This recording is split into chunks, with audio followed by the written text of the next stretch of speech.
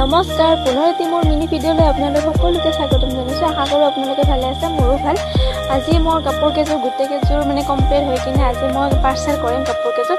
এযোৰ মই হালধীয়া কাপোৰযোৰ আৰু এইযোৰ মোৰ বেগুনীয়া কাপোৰযোৰ। এইযোৰ মই কৰা নেদেখালোঁ কাৰণ চকুটো বেছিয়ে মোৰ প্ৰব্লেম হৈছিল, সেইকাৰণে একেবাৰে মই ভিডিঅ' দিয়া নাই। আৰু এইযোৰ মোৰ মুগা কাপোৰযোৰত চকলেট কালাৰ লেছ খুৱাইছোঁ। একেবাৰে মই বনোৱা চনোৱাৰ একো ভিডিঅ' দিব পৰা নাই কাৰণ চকুটো বহুতে প্ৰব্লেম। তাৰপিছতে এইযোৰ হ'ল কটন কাপোৰ গোলপীয়া কালাৰ। তাৰপিছতে আহিলোঁ ডাকঘৰলৈ। ডাকঘৰেদি পাৰ্চেল কৰিম মই। ডাকঘৰত আহিলোঁ, তাৰপিছতে পেকিং কামত লাগি গ'লোঁ। ডাকঘৰতে পেকিং কৰোঁ, তাৰপিছত ঘৰত এনে কিনে লৈ আনোঁ, তাৰপিছত ডাকঘৰত পেকিং কৰোঁ। তাৰপিছত দাদাজনে কাগজ পত্ৰ লিখাত লাগি গ'লে, এড্ৰেছখিনি লিখাত লাগি গ'লে। তাৰপিছতে মই পেকিং কৰিলোঁ, দাদাজনে আৰু মই তাৰপিছত নামখিনি লিখি কৰিলোঁ।